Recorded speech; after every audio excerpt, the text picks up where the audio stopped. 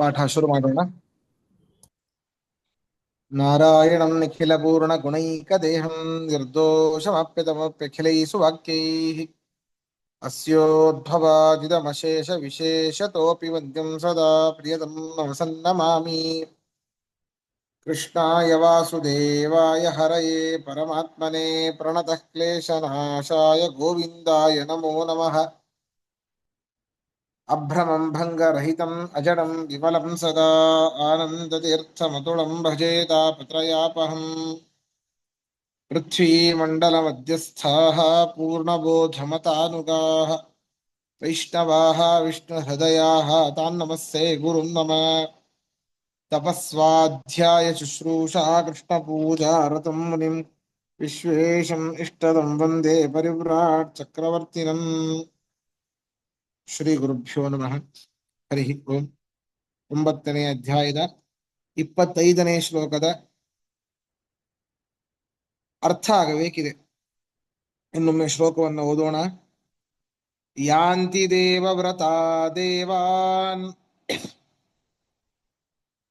ಪಿತॄನ್ ಯಾಂತಿ ಪಿತೃವ್ರತಾಃ ಭೂತಾನಿ ಯಾಂತಿ ಭೂತೇಜ್ಯಾ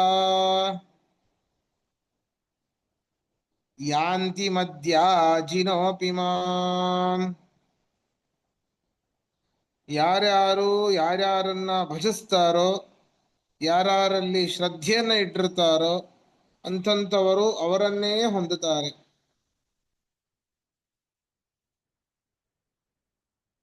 ಆಚಾರ್ಯ, ಹಾ, ಇಲ್ಲಿ ನೆನ್ನೆ ಕೇಳೋಣ ಅಂತಿದ್ದೆ, ಇವತ್ತು ಇನ್ನೊಂದ್ಸತಿ ಹೇಳ್ತಿರಲ್ಲ ಅಂತ ಕೇಳ್ತಾ ಇದ್ದೀನಿ. ಇವಾಗ ಹೇಳಿ. ನಾವು ಒಂದು ಏನೋ ಮನಸ್ಸಲ್ಲಿ ಇಟ್ಕೊಂಡು ಒಂದು ಪೂಜೆ ಮಾಡ್ತೀವಿ, ಸರಿ. ಒಂದು ಹೋಮ ಮಾಡ್ತೀವಿ, ಸರಿ. ಮತ್ತೇನೋ ಇಟ್ಕೊಂಡು ಇನ್ನೊಂದು ಪೂಜೆ ಮಾಡ್ತೀವಿ, ಸರಿ. ಆದ್ರೆ ಪ್ರತಿ ವರ್ಷದಲ್ಲಿ ನಾವು ನಮ್ಮ ತಂದೆ ತಾಯಿಗಳ ಶ್ರಾದ್ದನ ಮಾಡ್ತೀವಿ. ಇಲ್ಲಿ ಮಧ್ಯ ಬರುತ್ತಲ್ಲ, ಪಿತೃನ್ ಯಾಂತಿ ಪಿತೃವ್ರತ ಅಂತ, ಅದು ಮಾಡ್ಲೇಬೇಕು, ಅದು ಕರ್ತವ್ಯ. ಹೌದು. ನಮ್ಮ ಸಂಧ್ಯಾವನ್ನೇ ಹೇಗೆ ನಮ್ದು ಪ್ರತಿ ದಿವಸದ ಕರ್ತವ್ಯವೋ ಹಾಗೆ ವರ್ಷಕ್ಕೆ ಒಂದ್ಸತಿ ಮಾಡ್ತಕ್ಕಂಥದ್ದು ನಮ್ಮ ಕರ್ತವ್ಯನೇ. ಆವಾಗ ಇದ್ರದ್ದು ಹೇಗೆ ನಮಗೆ ಅಪ್ಲೈ ಆಗತ್ತೆ? ಇವಾಗ ನಾವು ಮಾಡ್ಲೇಬೇಕು, ಅದನ್ನ ಮಾಡ್ತೀವಿ. ಅದನ್ನೂ ಮಾಡಿ ನಾನು ನನ್ನ ತಂದೆಗೆ ಚಿರತರ್ಪಣವನ್ನು ಕೊಡ್ತೇನೆ, ನನ್ನ ಅಜ್ಜನಿಗೆ ಕೊಡ್ತೇನೆ, ನನ್ನ ಮುತ್ತಜ್ಜನಿಗೆ ಕೊಡ್ತೇನೆ ಅನ್ನೋ ಭಾವನೆ ಬೇಡ. ಅಂತರ್ಯಾಮಿತ್ವೇನ ಪರಮಾತ್ಮನಿಗೆ ಕೊಡ್ತೇನೆ ಅಂತ. ಸರಿ ಸರಿ. ಪ್ರದ್ಯುಮ್ನ ಸಂಕರ್ಷಣ ವಾಸುದೇವ, ಈ ರೀತಿ ಅದು ಹೇಳ್ತೀವಿ.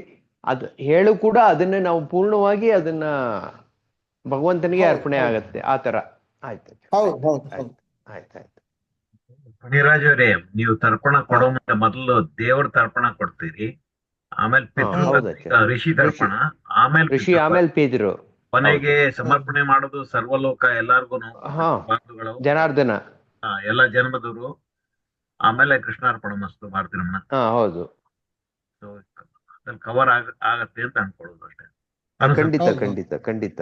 ದೇವತರ್ಪಣ, ಋಷಿ ತರ್ಪಣ, ಆಚಾರ್ಯ ತರ್ಪಣ, ತದನಂತರ ಪಿತೃತರ್ಪಣ. ಹೌದು,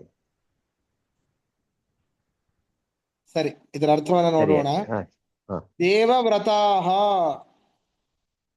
ಇಂದ್ರಾದಿ ದೇವತೆಗಳನ್ನು ಪೂಜೆ ಮಾಡುವಂತವರು. ದೇವವ್ರತಾಃ, ಇಂದ್ರಾದಿ ದೇವತೆಗಳನ್ನು ಪೂಜಿಸುವವರು.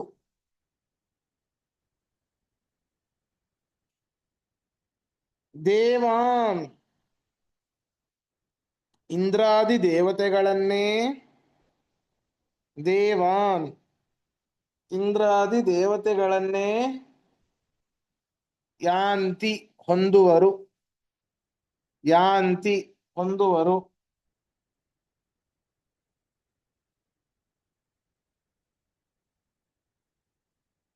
ಪಿತೃವ್ರತಾಃ,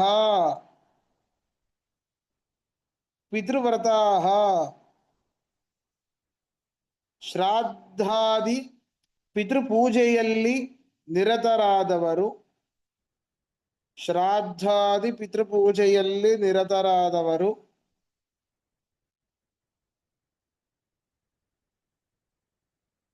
ಪಿತೃದೇವತೆಗಳನ್ನು ಪಿತೃದೇವತೆಗಳನ್ನು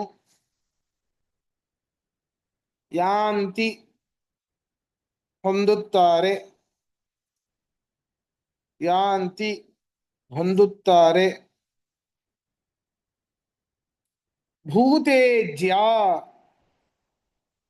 ಭೂತೇಜ್ಯ ಯಕ್ಷಾದಿ ಭೂತಗಳನ್ನು ಪೂಜಿಸುವವರು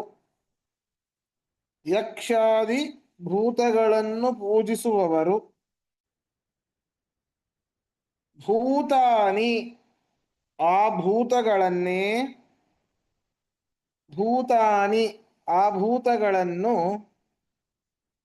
ಯಾಂತಿ ಹೊಂದುತ್ತಾರೆ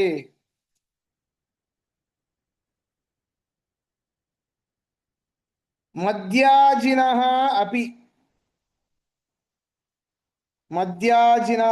ಅಪಿ ನನ್ನನ್ನು ಪೂಜಿಸುವವರೂ ಕೂಡ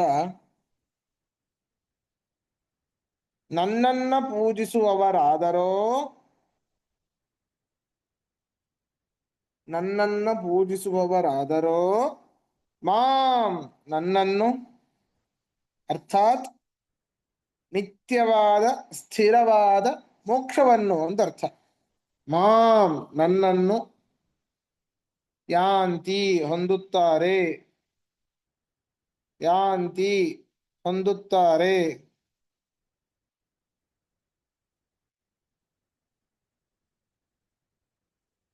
ಪ್ರಶ್ನೆ ಇದ್ರೆ ಕೇಳಿ, ನಾನು ಮುಂದೆ ಹೋಗೋಣ.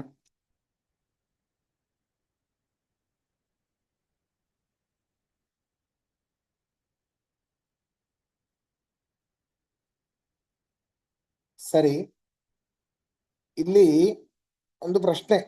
ಅಲ್ಲಪ್ಪ, ಹೇಗಪ್ಪ, ಬಹಳ ದುರ್ಲಭ ನೀನು. ಇತರ ದೇವತೆಗಳೇನೋ ಶೀಘ್ರವಾಗಿ ಒಲಿದು ಬಿಡ್ತಾರೆ, ಅವರ ಭಜನೆಯನ್ನ ಮಾಡಿ ಸ್ವಲ್ಪ ಒಂದೆರಡು ಹೋಮವನ್ನ ಮಾಡಿಬಿಟ್ರೆ ಶೀಘ್ರವಾಗಿ ಸ್ಪೀಡ್ ಪೋಸ್ಟ್ ಅವ್ರದ್ದು ಬೇಗ ಬಂದು ಫಲ ನಮ್ಮ ಅಕೌಂಟಿಗೆ ಬಿದ್ದ್ಬಿಡ್ತದೆ. ಆದ್ರೆ ನೀನು ಅಷ್ಟು ಸುಲಭ ಅಲ್ಲಲ್ಲಪ್ಪ. ನೀ ಅತ್ಯಂತ ಮಹಿಮಾಶಾಲಿ, ಬಹಳ ದುರ್ಲಭ ನೀನು. ಅಂದ್ರೆ ಬಹಳ ದುರ್ಲಭರಾದವರು ನಿನ್ನನ್ನ ಭಜಿಸ್ಲಿಕ್ಕೆ ಸಾಧ್ಯ ಇಲ್ಲ. ಹಾಗಾದ್ರೆ ನೀ ಅಶಕ್ಯ ಅಂತಾದಿ. ಮೋಕ್ಷ ಹೊಂದೋದು ಹೇಗೆ ಅಂತ ಹೇಳಿದ್ರೆ ಅದಕ್ಕೆ ಕೃಷ್ಣ ಹೇಳ್ತಾ ಇದ್ದಾನೆ, ಏನು ಬೇಡ, ಬಹಳ ಕಷ್ಟ ಇಲ್ಲ, ನೋಡು ಅರ್ಜುನ ಅಂತ. ಪತ್ರಂ ಪುಷ್ಪಂ ಫಲಂ ತೋಯಂ ಯೋ ಮೇ ಭಕ್ತ್ಯಾ ಪ್ರಯಚ್ಛತಿ ತದಹಂ ಭಕ್ತ್ಯುಪಹೃತಂ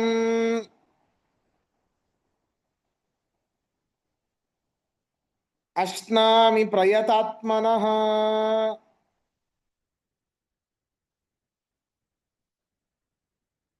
ನೀವು ಇಂಥದ್ದೇ ಕೊಡಬೇಕು ಅಂತ ಏನೂ ಇಲ್ಲ ಪರಮಾತ್ಮನಿಗೆ. ದಿನಾ ಸುವರ್ಣ ಅಭಿಷೇಕ ಮಾಡಲೇಬೇಕು. ಪಂಚಾಮೃತ ಅಭಿಷೇಕ ಪರಮಾತ್ಮನ ಮಾಡಿದರೆ ಮಾತ್ರ ಒಲಿತಾನೆ. ಪ್ರತಿನಿತ್ಯ 108 ಶಂಖದಿಂದ ಕ್ಷೀರಾಭಿಷೇಕ ಆದ್ರೆ ಮಾತ್ರ ಒಲಿತಾನೆ. ಎಲ್ಲೆಲ್ಲೆಲ್ಲೆಲ್ಲೂ ಹೇಳಿಲ್ಲ ನಾನು. ಪತ್ರಂ ಪುಷ್ಪಂ ಫಲಂ ತೋಯಂ, ಎಲೆ ಇಟ್ಟು ಪೂಜೆ ಮಾಡಿ. ಯಾವುದು ಬೇಕಾದ್ರೂ ಎಲೆ ಇಟ್ಟು ಬಿಡೋದಾ? ಇಲ್ಲ. ಯಾವುದು ನಿಷಿದ್ಧವಲ್ಲವೋ ಅಂತಹ ಎಲೆಗಳನ್ನು ಇಟ್ಟು ಪೂಜೆ ಮಾಡಬೇಕು. ನಿಷಿದ್ಧವಲ್ಲದೇ ಇರುವಂತಹ ಪುಷ್ಪ, ನಿಷಿದ್ಧವಲ್ಲದೇ ಇರುವಂತಹ ಫಲ, ಎಲ್ಲೆಲ್ಲೋ ಸಿಗುವಂತಹ ನೀರಲ್ಲ, ಬಿಸ್ಲರಿ ವಾಟರ್ ಅಲ್ಲ, ನದಿಗಳ ನೀರು, ಬಾವಿಯ ನೀರು, ಕೆರೆ ತಟಾಕಾದಿಗಳ ನೀರು. ಬರೀ ಎಲೆಯನ್ನ ಇಟ್ಟು ಪೂಜೆ ಮಾಡ್ರಪ್ಪ.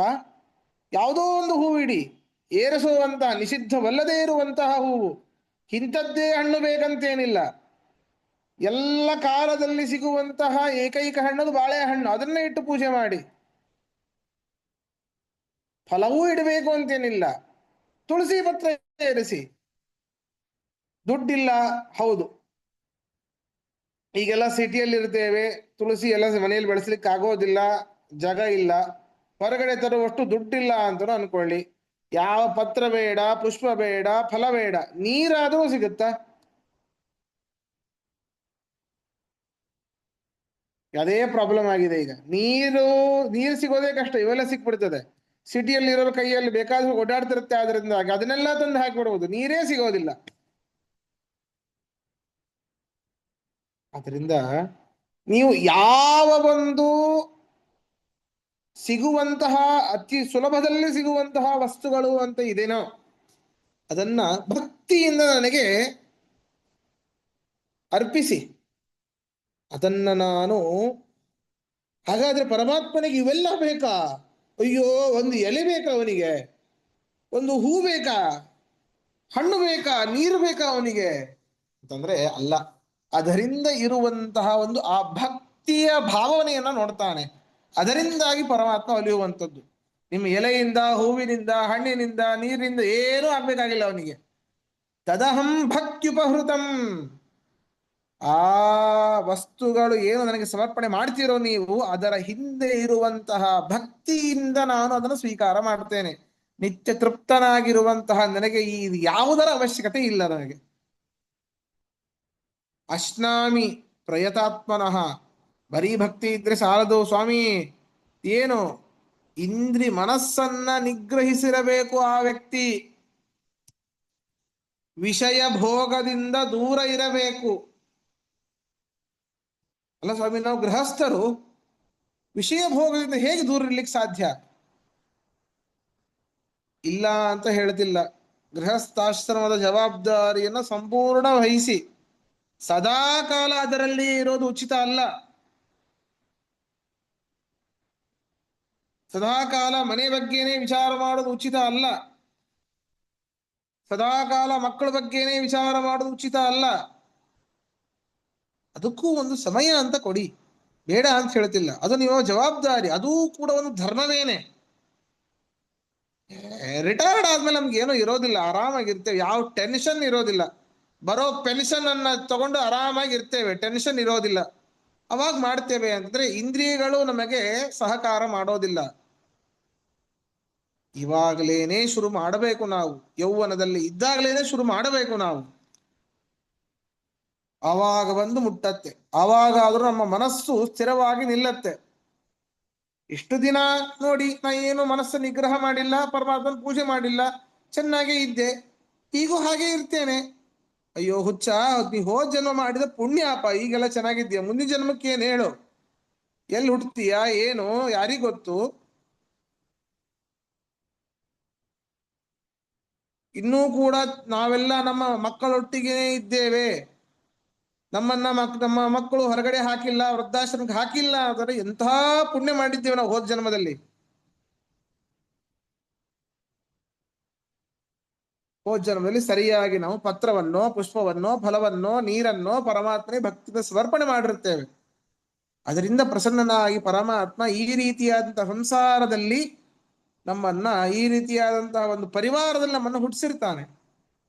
ಮುಂದಿನ ಜನ್ಮಕ್ಕೆ ಏನು ಇದೆ? ಇವಾಗಲೇ ಕಟ್ಟು ಬುತ್ತಿಯನ್ನ, ಮುಂದಿನ ಜನ್ಮಕ್ಕೆ ಬಿಚ್ಚಲಿಕ್ಕೆ ಬರ್ತದೆ. ಅಶ್ನಾಮಿ ಪ್ರಯತಾತ್ಮನಃ. ವಿಷಯ ಭೋಗದಿಂದ ಮನಸ್ಸನ್ನ ನಿಗ್ರಹಿಸಿರಬೇಕು.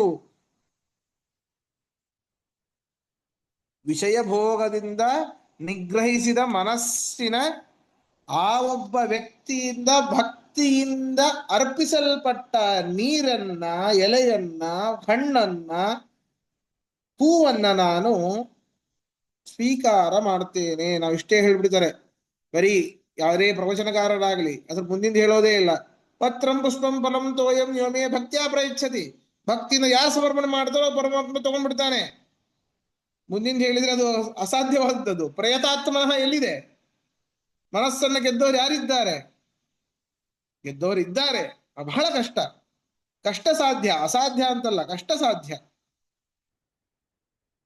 ಈ ರೀತಿ ಮನಸ್ಸನ್ನ ನಿಗ್ರಹಿಸಲ್ಪಟ್ಟ ಆ ವ್ಯಕ್ತಿಯ ಭಕ್ತಿಯಿಂದಾಗಿ ಅರ್ಪಿಸಲ್ಪಟ್ಟಂತಹ ಈ ಎಲ್ಲ ವಿಷಯಗಳಿಂದ, ಈ ಎಲ್ಲ ಪದಾರ್ಥಗಳ ಹಿಂದಿರುವಂತಹ ಒಂದು ಭಕ್ತಿಯನ್ನ ನಾನು ನೋಡಿ ಪ್ರಸನ್ನನಾಗ್ತೇನೆ. ಅವ್ರು ಕೊಟ್ಟಿರುವಂತಹದ್ದನ್ನ ನಾನು ಸ್ವೀಕಾರ ಮಾಡ್ತೀನಿ ಅಂತ ಕೃಷ್ಣ ಇದರಲ್ಲಿ ಹೇಳ್ತಾ ಇದ್ದಾನೆ. ಅರ್ಥ ನೋಡಿ.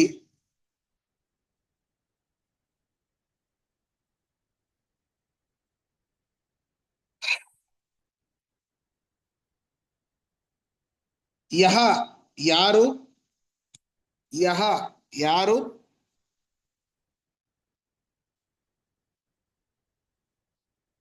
ಪತ್ರಂ ಎಲೆಯನ್ನು, ಎಲೆಯನ್ನೋ, ಪತ್ರಂ ಎಲೆಯನ್ನೋ,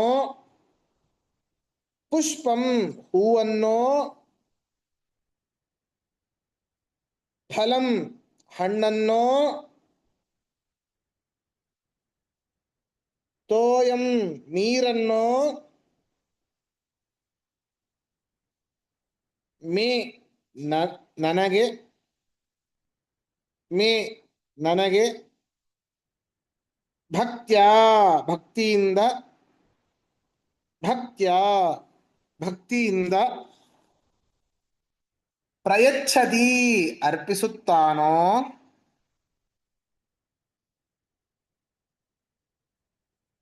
ಪ್ರಯಚ್ಛತಿ ಅರ್ಪಿಸುತ್ತಾನೋ,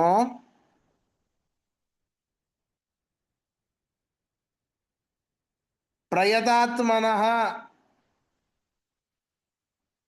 ಪ್ರಯತಾತ್ಮನಃ ವಿಷಯ ಭೋಗದಿಂದ ಮನಸ್ಸನ್ನು ನಿಗ್ರಹಿಸಿಕೊಂಡಿರುವ.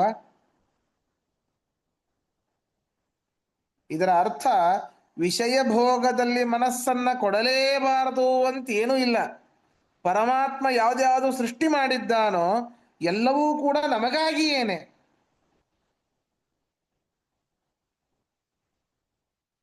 ಆದರೆ ಎಲ್ಲದಕ್ಕೂ ಕೂಡ ಒಂದು ಲಿಮಿಟು ಅಂತ ಇದೆ. ಆಯಾಯ ಕಾಲಕ್ಕೆ ಅದನ್ನ ಎಷ್ಟು ಬೇಕೋ ಅಷ್ಟು ಉಪಯೋಗಿಸಿ, ಅದರಿಂದ ಸುಖವನ್ನ ಪಡಿ, ಬೇಡ ಅಂದಿಲ್ಲ. ಸದಾಕಾಲ ಅದರಲ್ಲೇ ಹೊರಳಾಡೋದು ಸರಿಯಲ್ಲ ಅಂತ ಅರ್ಥ. ವಿಷಯ ಭೋಗದಿಂದ ಮನಸ್ಸ ನಿಗ್ರಹಿಸೋದು ಅಂದ್ರೆ, ಮದುವೆ ಆಗಿರೋದು ನಾನು ಸನ್ಯಾಸಿ ತರ ಇರ್ತೇನೆ ಅಂತಂದ್ರೆ ನನಗೆ ಯಾವ ಹೆಣ್ಣು ಬೇಡ ಏನೂ ಬೇಡ, ಮತ್ತೆ ಮದುವೆ ಆಗಾದಿ. ಹಾಗಲ್ಲ, ಮದುವೆಯಾಗಿ ಸಂತಾನವನ್ನ ಪಡೆದುಕೊಳ್ಳಿ, ಸದಾಕಾಲ ಅದರಲ್ಲೇ ಇರೋದು ಸರಿಯಲ್ಲ ಅಂತ. ಪ್ರಯತಾತ್ಮನಃ ವಿಷಯ ಭೋಗದಿಂದ ಮನಸ್ಸನ್ನು ನಿಗ್ರಹಿಸಿಕೊಂಡಿರುವ,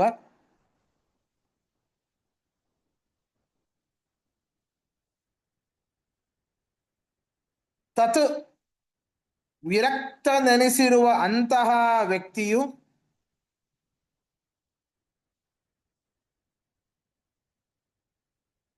ವಿರಕ್ತ ನೆನೆಸಿರುವ ಅಂತಹ ವ್ಯಕ್ತಿಯು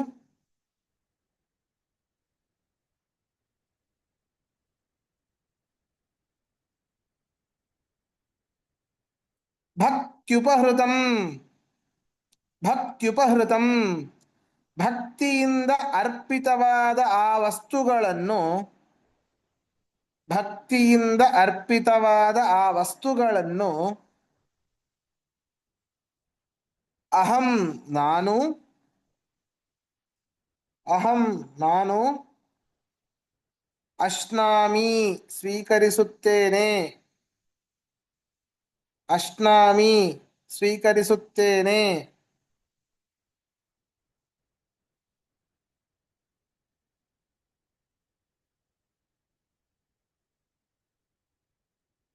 ಪ್ರಶ್ನೆ ಇದ್ರೆ ಕೇಳಿ.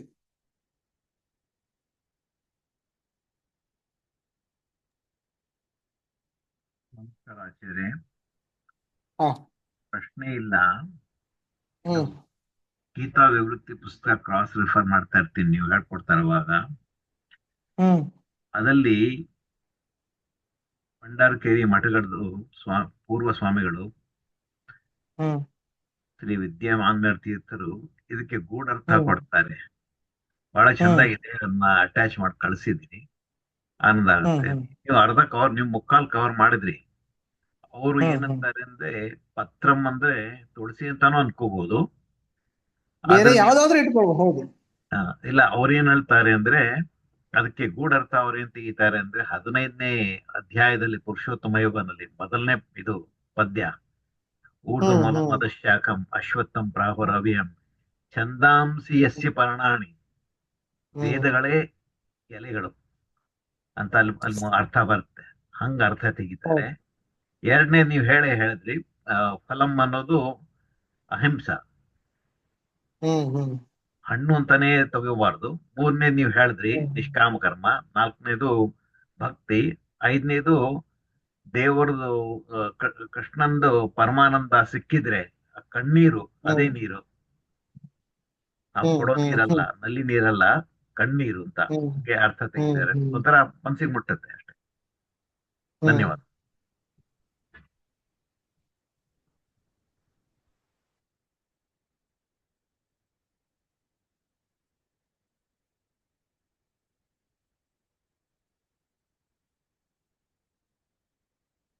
ಭಾಗವತದಲ್ಲೂ ಹೇಳ್ತಾರೆ, ಯಾರು ಮನುಷ್ಯರು ಅಂತಂದ್ರೆ ಯಾರು ಪರಮಾತ್ಮನ ಅದ್ಭುತವಾದ ಚರಿತ್ರೆಗಳನ್ನ ಕೇಳ್ತಾ ಇದ್ರೂನು ಅವನ ಅಗಾಧವಾದ ಮಹಿಮೆಯನ್ನ ಕೇಳ್ತಾ ಕೇಳ್ತಾ ಯಾರ ಕಣ್ಣಲ್ಲಿ ನೀರು ಬರ್ತದೋ, ಆನಂದ ಭಾಷೆ ಬರ್ತದೋ, ಅವರು ನಿಜವಾದ ಮನುಷ್ಯರು ಅಂತ ಶ್ರೀಕಾಂತ್ ಅವರು ಹೇಳಿದ್ದು ಅದೇ. ತೋಯಂ ಅಂದ್ರೆ ಈ ರೀತಿಯಾದಂತಹ ನೀರನ್ನು ಸಮರ್ಪಣೆ ಮಾಡಬೇಕು ಪರಮಾತ್ಮನಿಗೆ ಅಂತ.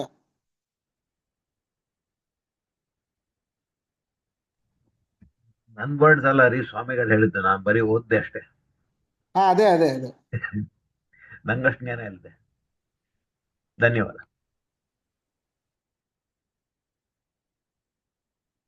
ನೆಕ್ಸ್ಟ್ ನೋಡಿ ಮುಂದಿನ ಶ್ಲೋಕದಲ್ಲಿ, ಯತ್ಕರೋಷಿ ಯದಶ್ನಾಸಿ ಯಜ್ಜುಹೋಷಿ ದದಾಸಿ ಯತ್ ಯತ್ತಪಸ್ಯಸಿ ಕೌಂತೇಯ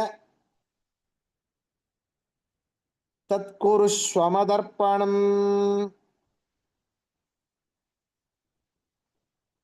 ಅರ್ಜುನ, ಕೌಂತೇಯ, ನೀ ಯಾವ್ಯಾವ ಕೆಲಸವನ್ನ ಮಾಡ್ತೀಯೋ, ಏನನ್ನ ತಿಂತೀಯೋ, ಏನನ್ನ ಹೋಮ ಮಾಡ್ತೀಯೋ, ಏನನ್ನ ಕೊಡ್ತೀಯೋ, ಯಾವುದನ್ನ ಕುರಿತು ನೀನು ತಪಸ್ಸನ್ನ ಮಾಡ್ತೀಯೋ ಎಲ್ಲವನ್ನೂ ಕೂಡ ನನಗೆ ಸಮರ್ಪಣೆ ಮಾಡು. ಒಬ್ಬರ ಮನೆಗೆ ಹೋಗೋದು, ಕಳತನ ಮಾಡೋದು, ಕೃಷ್ಣಾರ್ಪಣ ವಸ್ತು ಅನ್ನೋದು ಹಾಗಲ್ಲ. ಶಾಸ್ತ್ರವಿಹಿತವಾದ ಯಾವ ನೀವು ಧಾರ್ಮಿಕ ಕಾರ್ಯಗಳನ್ನ ಮಾಡ್ತೀಯೋ ಅದನ್ನ ನನಗೆ ಸಮರ್ಪಣೆ ಮಾಡು.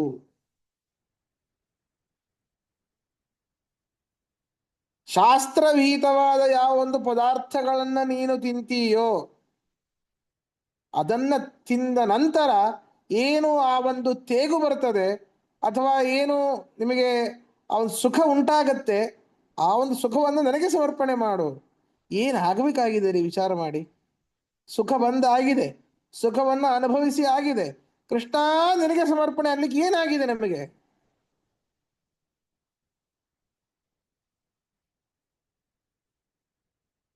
ಎಲ್ಲ ಕೆಲಸವನ್ನ ಮಾಡಿದ್ದೇವೆ, ಪರಮಾತ್ಮನ ಒಳಗಡೆ ನಿಂತು ಮಾಡಿಸಿದ್ದು ಹೌದು. ಕೃಷ್ಣ ಈ ಸಕಲ ನಾವು ಎಲ್ಲ ಬಹುಶಃ ಎಲ್ಲ ಧಾರ್ಮಿಕ ಕೆಲಸಗಳನ್ನೆಲ್ಲ ನಾವು ಪರಮಾತ್ಮನ ಸಮರ್ಪಣೆ ಮಾಡ್ತೇವೆ. ಅದು ತಿಂದಿದ್ದೆಲ್ಲ ಎಲ್ಲಿ ಮಾಡ್ತೇವೆ ಹೇಳಿ? ಯದಶ್ನಾಸಿ ಯಜ್ಜುಹೋಷಿ, ಯಾವ ಒಂದು ನೀವು ಹೋಮವನ್ನ ಮಾಡ್ತೀಯೋ ಅದೂ ಕೂಡ ಪರಮಾತ್ಮನ ಸಮರ್ಪಣೆ ನಾವು ಮಾಡ್ತಾ ಇದ್ದೇವೆ. ಯದ್ದದಾಸಿ, ಸಿಕ್ಕವರಿಗೆ ಸಿಕ್ಕಿದ್ದನ್ನ ಕೊಡೋದಲ್ಲ. ದಾನಂ ಧ್ರುವಂ ಫಲತಿ ಪಾತ್ರ ಗುಣಾನುಕೂಲ್ಯಾತ್, ಯೋಗ್ಯತೆ ಉಳ್ಳವರಿಗೆ ಅನಿಷಿದ್ಧವಾದ ಯಾವೊಂದು ವಸ್ತುವನ್ನ ನೀನು ದಾನ ಮಾಡ್ತೀಯೋ ಅಂತಹ ದಾನ ಕರ್ಮವನ್ನು ನನಗೆ ಸಮರ್ಪಣೆ ಮಾಡು. ಯತ್ ತಪಸ್ಯಸಿ, ಶಾಸ್ತ್ರವಿಹಿತವಾದ ಯಾವ್ಯಾವ ತಪಸ್ಸನ್ನ ನೀನು ಕೈಗೊಳ್ತೀಯೋ ಅದನ್ನೆಲ್ಲ ನನಗೆ ಸಮರ್ಪಣೆ ಮಾಡು.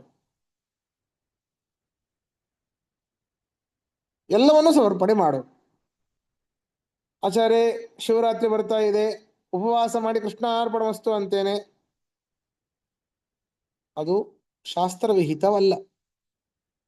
ಸಂಕಷ್ಟಿ ಬರ್ತಾ ಇದೆ, ಸಂಕಷ್ಟಿ ಉಪವಾಸ ಮಾಡ್ತೇನೆ, ಸಾಯಂಕಾಲ ಚಂದ್ರೋದಯ ಆದ ನಂತರ ಚಂದ್ರನನ್ನು ನೋಡಿಕೊಂಡು ನಾನು ಊಟ ಮಾಡಿ ಆ ಒಂದು ಉಪವಾಸನ ಪರಮಾತ್ಮನಿಗೆ ಸಮರ್ಪಣೆ, ಕೃಷ್ಣಾರ್ಪಣಮಸ್ತು ಅಂತ. ಅಲ್ಲ, ಶಾಸ್ತ್ರ ವಿಹಿತವಲ್ಲ. ಇವೆಲ್ಲವೂ ಕೂಡ ಪಾಶುಪತಿ ಶಾಸ್ತ್ರದಿಂದ ಬಂದಿದ್ದು. ಪಾಶುಪತಿ ಆಗಮ ಸಾಕ್ಷಾತ್ ರುದ್ರದೇವರೇ ಮಾಡಿರುವಂಥದ್ದು. ಯಾಕೆ ಅಂತಂದ್ರೆ ಪರಮಾತ್ಮರ ಒಂದು ಆದೇಶದಿಂದಾಗಿ. ತ್ವಂಚ ರುದ್ರ ಮಹಾಬಾಹೋ ಮೋಹಶಾಸ್ತ್ರಾಣಿ ಕಾರಯ ಅಥತ್ಯಾನಿ ವಿದಥ್ಯಾನಿ ದರ್ಶಯಸ್ವ ಮಹಾಭುಜ ಪ್ರಕಾಶಂ ಕುರು ಚಾತ್ಮಾನಂ ಅಪ್ರಕಾಶಂ ಚ ಮಾಂ ಕುರು. ತಾತ್ಪರ್ಯ ನಿರ್ಣಯದಲ್ಲಿ ಆಚಾರ್ಯರು ಹೇಳ್ತಾರೆ, ಪರಮಾತ್ಮನೇನೆ ರುದ್ರದೇವರಿಗೆ ಆದೇಶ ಕೊಡುವಂಥದ್ದು. ಮೋಹಶಾಸ್ತ್ರಾಣಿಕಾರಯ, ಹೇ ರುದ್ರ ತ್ವಂ ಮೋಹಶಾಸ್ತ್ರಾಣಿಕಾರಯ, ಮೋಹಶಾಸ್ತ್ರಗಳನ್ನ ಮಾಡು ನೀನು. ಅಥತ್ಯಾನಿ ವಿತಥ್ಯಾನಿ, ನಾನು ಹೇಗಿದ್ದೇನೋ, ನಾನು ಸರ್ವೋತ್ತಮ ಅಂತಿದ್ದೇನಲ್ಲ, ಈ ನನ್ನ ಸರ್ವೋತ್ತಮ ಗುಣಗಳನ್ನು ನೀ ತೋರಿಸಬೇಡ, ನಿನ್ನನ್ನ ನೀನೇ ಸರ್ವೋತ್ತಮ ಅಂತ ಹೇಳ್ಕೊ ನೀ ಆ ಶಾಸ್ತ್ರದಲ್ಲಿ. ಪ್ರಕಾಶಂ ಕುರು ಚಾತ್ಮಾನಂ, ಆತ್ಮಾನಂ ಪ್ರಕಾಶಂ ಕುರು, ನೀನೇ ದೊಡ್ಡವ ಅಂತ ನಿನ್ನ ಶಾಸ್ತ್ರದಲ್ಲಿ ಹೇಳಿಕೊ. ಅಪ್ರಕಾಶಂ ಚ ಮಾಂ ಕುರು, ನನ್ನನ್ನ ಪ್ರಕಾಶಿಸಬೇಡ, ನಾನು ನಿನಗಿಂತ ಕಿರಿಯ, ನಿನ್ನ ಅಧೀನ ಅಂತ ನೀನು ನಿನ್ನ ಮಾಡುವಂತಹ ಈ ಮೋಹಶಾಸ್ತ್ರದಲ್ಲಿ ಹೇಳು. ಈ ಒಂದು ಶಾಸ್ತ್ರದಲ್ಲಿ ಸ್ಕಾಂದ ಪುರಾಣಗಳಲ್ಲಿ ಇತ್ಯಾದಿಗಳಲ್ಲಿ ಬರುವಂಥದ್ದವೆಲ್ಲ. ಆದ್ದರಿಂದ ಅವು ಮೋಹಕ ಶಾಸ್ತ್ರದಲ್ಲಿ ಏನೇನು ಹೇಳೋದು ಪರಮ ಅಪ್ರಮಾಣವಾದದ್ದು. ಅದರಿಂದಾಗಿ ಅದು ಸರಿಯಲ್ಲ. ಸತ್ಕರ್ಮ ಅಂದ್ರೆ ಯಾವುದು? ಯಾವುದು ಭಾಗವತ, ಮಹಾಭಾರತ, ಮೂಲ ರಾಮಾಯಣ, ಪಂಚರಾತ್ರ, ಈ ರೀತಿ ಯಾವ್ಯಾವ ಸಚ್ಛಾಸ್ತ್ರಗಳು ಅಂತೇವೇನೋ ಅವುಗಳಲ್ಲಿ ವಿಹಿತವಾದಂತಹ ಕರ್ಮವನ್ನ ಮಾಡಿದಾಗ ಮಾತ್ರ, ಮಾಡಿದಂತಹ ಕರ್ಮವನ್ನ ನನಗೆ ಸಮರ್ಪಣೆ ಮಾಡಿದಾಗ ಮಾತ್ರ ನಾನು ಪ್ರಸನ್ನನಾಗ್ತೇನೆ ಅಂತ ಕೃಷ್ಣನ ಅಭಿಪ್ರಾಯ ಇದು. ಇದರ ಅರ್ಥವನ್ನ ನಾಳಿನ ಪಾಠದಲ್ಲಿ ನೋಡೋಣ. ಶ್ರೀಕೃಷ್ಣಾರ್ಪಣಮಸ್ತು. ಮಧ್ವೇಶ.